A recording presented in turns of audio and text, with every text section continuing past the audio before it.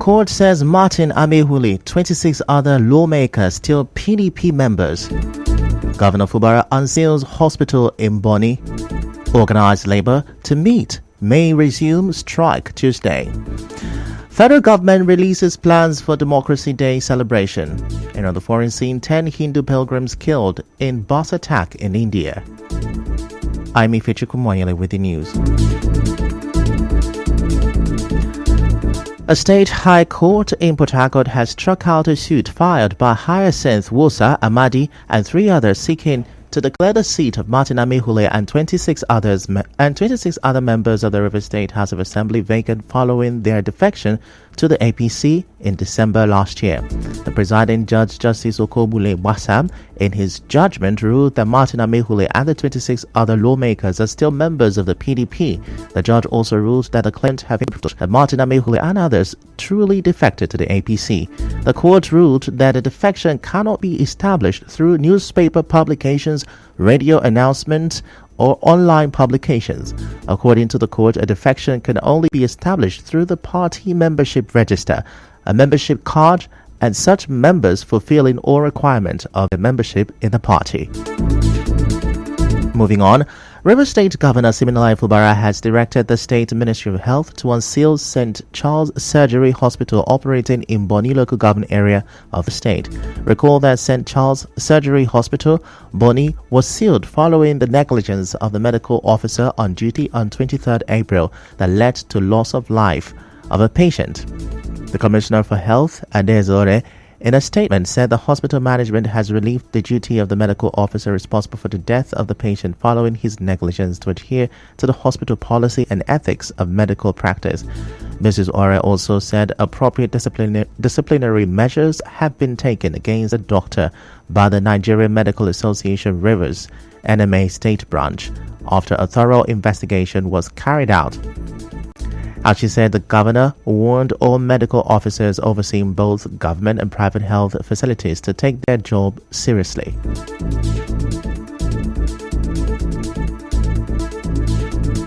In a related development, the federal government has threatened to go after the management of any hospital that refuse to attend to patients rushed into the facilities in an emergency.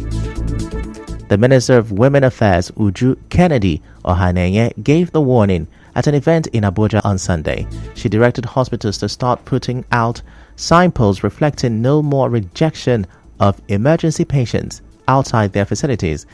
The minister also revealed that a mobile court has been set up to start adjudicating on such cases. In other news, as the second year of the Fubara administration sets in, residents, traders, and motorists in Oyibo are calling for immediate attention to the poor condition of internal roads and insecurity in the area. Correspondent Emekoto Kahu visited the area reports that Poultry Farm in Old Aba Road, Timber Road 1 and 2, School Road, Graceland, Peace Estate, Chibu Street, Ijoma Street, Konkom, Iwoma Estate linking Konkom, Umweye Road linking Konkom, Omoso Road, Izuoma Road, among other roads, flood whenever it rains, making access difficult. Now, some residents, business owners expressed their frustrations, saying the situation is driving people away, resulting in low patronage.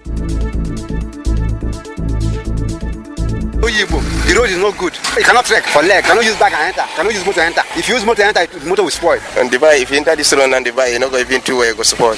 The traffic chain and so forth. The road, they are affecting us that is doing business here. It's not motorable again. And we are paying revenue for here. People who build in have got trapped. They have no access to their home because of bad roads. So we are pleading that government should come to the aid of the people of Bigbo. Bad roads, insecurity. In that Graceland, there was a time thieves were really coming to rob. A lot of persons were complaining of their homes being broken and then things being carried away. Even my shop is in the police case now. I bought rice and keep. They have just come and pack all the whole rice. In the history of River State, Obigbo have not been remembered. On no road, means of survival is tough. You can see that in Obigbo, 3 pieces of pepper is 200 naira.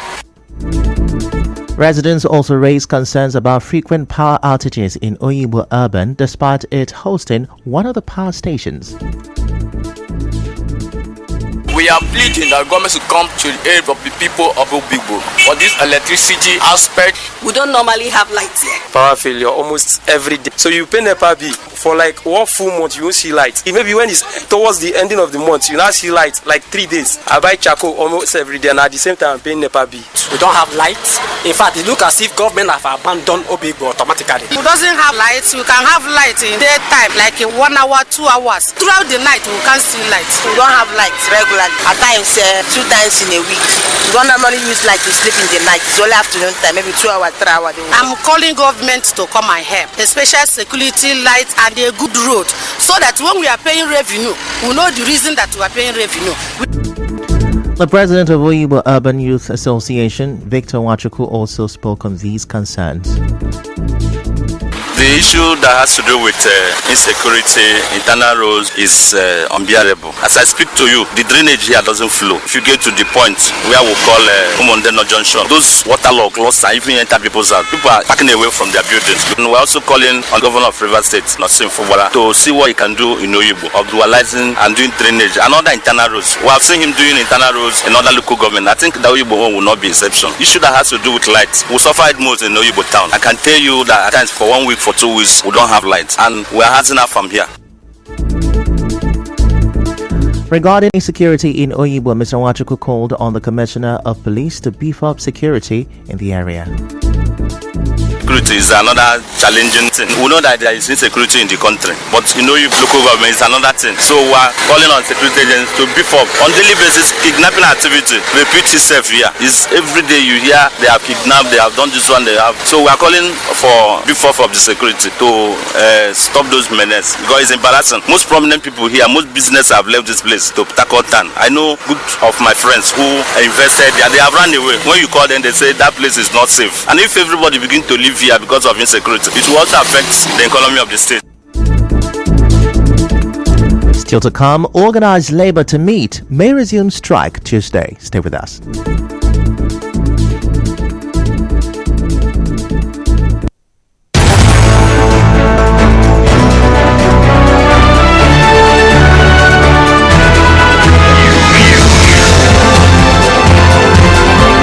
This is the news on 92.3 Nigeria Info.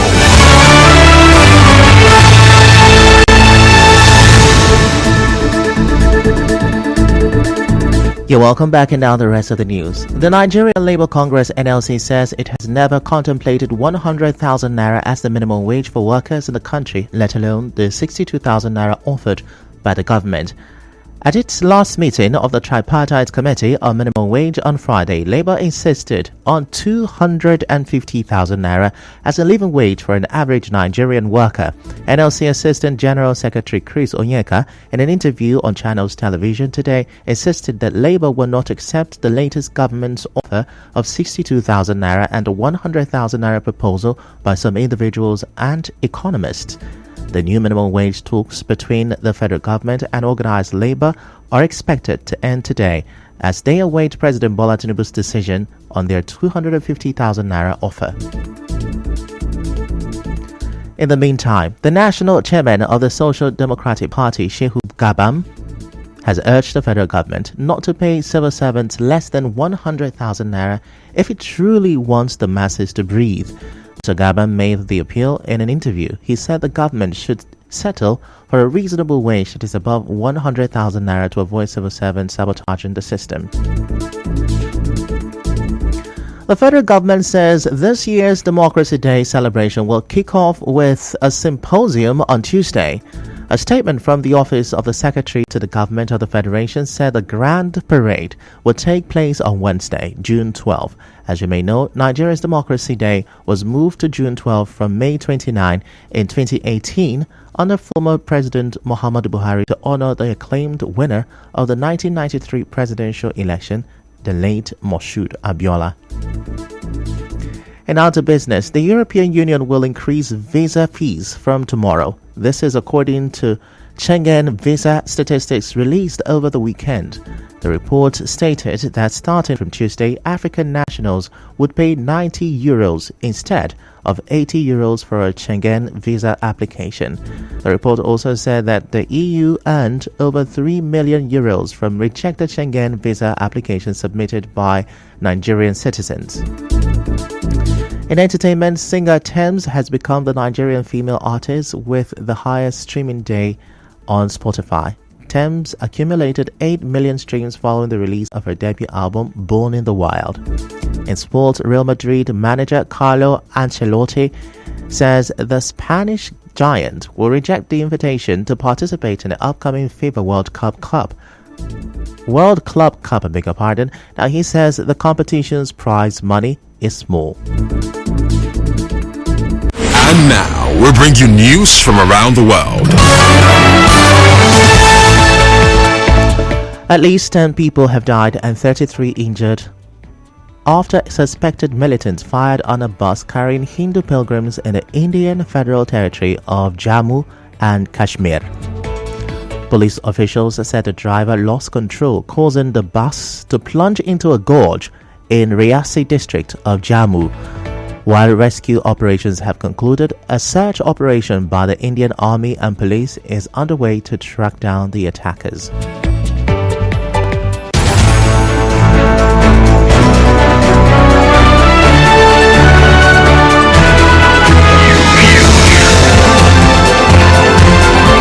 This is the news on 92.3 Nigeria Info.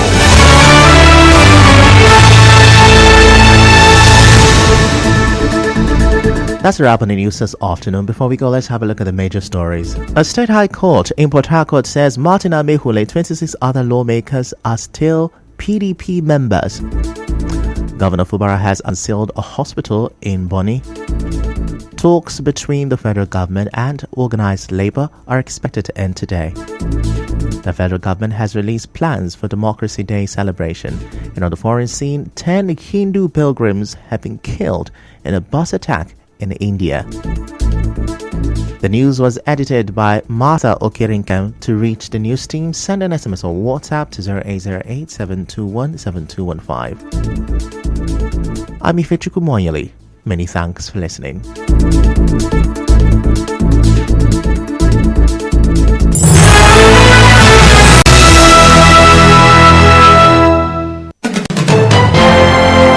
We connect you to the world. We connect you to the city.